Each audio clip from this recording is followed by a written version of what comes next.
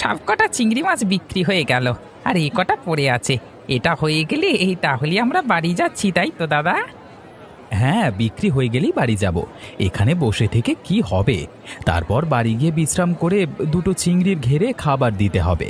অনেক কাজ আছে।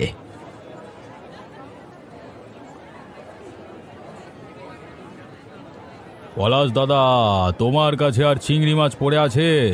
তোমার কাছে তো সব তাড়াতাড়ি বিক্রি হয়ে যায়, আর আজকে তো আমার আসতে দেরি হয়ে গেল। হ্যাঁ হ্যাঁ, অল্প কিছু চিংড়ি মাছ পড়ে আছে, তাহলে সবগুলো তোমাকে দিয়ে দেবো। এই তোমাদের কাছে অল্প কিছু মানে অনেক। আগে বলো কত পড়ে আছে। বেশি পড়ে নেই দারোগাবাবু, ওই 500 গ্রাম মতো হবে। আপনি তো এমনিতেই 500 গ্রাম নেন, আপনার সবগুলোই লাগবে।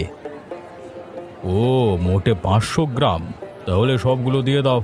এর থেকে কম নিয়ে গেলে গিন্নি আবার ঝ্যাঁটা মেরে দাঁড়াবে। হ্যাঁ, আমি এক্ষুনি দিয়ে দিচ্ছি।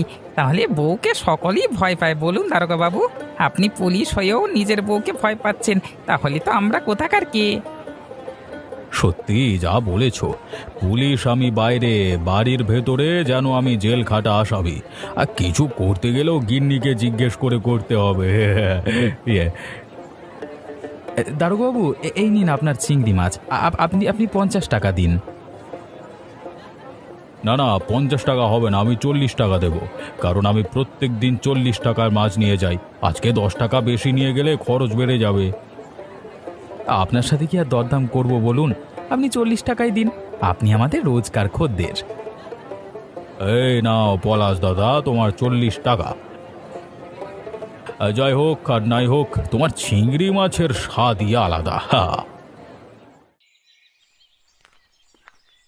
আরে রফিকুল যে, শহর থেকে কবে গ্রামে ফিরলি রে? তুমি কি চোখে দেখতে পাচ্ছ না? আমার হাতে এতগুলো ব্যাগ, নিশ্চয়ই এই ফিরছি। তা তোমার একটা সাধারণ জ্ঞান বলে কিছু নেই নাকি? আমি অতটা খেয়াল করিনি। তা বল, কেমন আছিস? আর শহরে তোর মুরগির ব্যবসা কেমন চলছে? আমি তো ভালোই আছি, আর আমার ব্যবসা এখন অনেক বড় হয়েছে। ভাগ্যিস আমি এই গ্রাম ছেড়েছিলাম, না হলে আমি এত বড় মানুষ হতেই পারতাম না।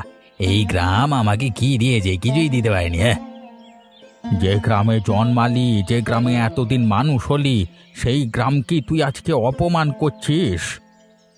কি বলবো আর, যেটা বলছি সত্যিই বলছি। এই যেমন তুমি আজকে এখানে বসে আছো, বয়স হয়ে গেছে, চাষবাস করতে পারছো না, কিন্তু আমার বয়স হলেও আমার ব্যবসা থেকে আমি ইনকাম করতে পারবো, ঠিক আছে? দেখ, তুই ব্যবসা করিস বলে আমাদের গ্রামকে এবং আমাকে এইভাবে অপমান করতে পারিস না। টাকা হচ্ছে সব মোহ মায়া। খালি হাতে এসেছি, খালি হাতেই যেতে হবে। এসব ফালতু কথা আমাকে বলো না তো। এসব কথা বলবার জন্য তুমি আমাকে ডাকলে? হ্যাঁ, আমি গ্রামে এসেছি কটা জমি আছে বিক্রি করতে, না হলে এবার একবারও ফিরে তাকাতাম না। যত সব ইয়ে করছে। ও হ্যাঁ, তোর বাপের 10 বিঘা জমি ছিল, তাই এই গ্রামে এসেছিস। সত্যি, টাকার জন্য নিজের মাতৃভূমিকে ভুলে যাচ্ছিস। কিরকম মানুষ হলি রে! শুদ্ধ শুদ্ধ আমি তোমার সাথে মুখ লাগাচ্ছি কেন? আমার সময় নষ্ট। এই তোমার মতো ভিখারি এই গ্রামে পড়ে থাকা উচিত। যত সব ইয়ার কি মানে, সবসময় কাজকর্ম নেই গো।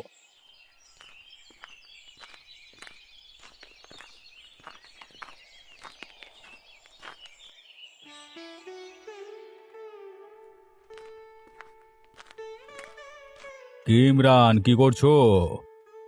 এই তো স্যার, ফাইলগুলোকে দেখছিলাম একবার। আপনি আসতে দেরি করছেন দেখে আমি একবার করে মিলিয়ে নিচ্ছিলাম। তা স্যার, আপনার আসতে এত দেরি হলো কেন, আমি কি জানতে পারি? আরে কি আর বলবো, গিন্নির সাথে ঝগড়া লেগে গেছিল। বলছে নাকি আজকে অফিস যেতে হবে না, ঘুরতে যাব, তাই নিয়ে তুমুল অশান্তি। ঠিক এই কারণটার জন্যই আমি আজকে বিয়ে করিনি। বিয়ে করলেই ঝামেলা বাড়বে, তার থেকে কি দরকার বাবা? সত্যি বাবা, তুমি পারো বটে। এই ঝামেলার জন্য তুমি এখনো বিয়ে করনি? তা নয় তো কি, বিয়ে করলে 1 বছর হয়তো সুখে শান্তিতে কাটবে, তারপর বাকি জীবনটা আমি ঝামেলা করে কাটাবো নাকি? বউ সব সময় আমার পেছনে খ্যাচখ্যাচ খ্যাচখ্যাচ করবে, ওটা আমার দ্বারা সহ্য করা সম্ভব নয়। এ আস্ত ঝামেলা।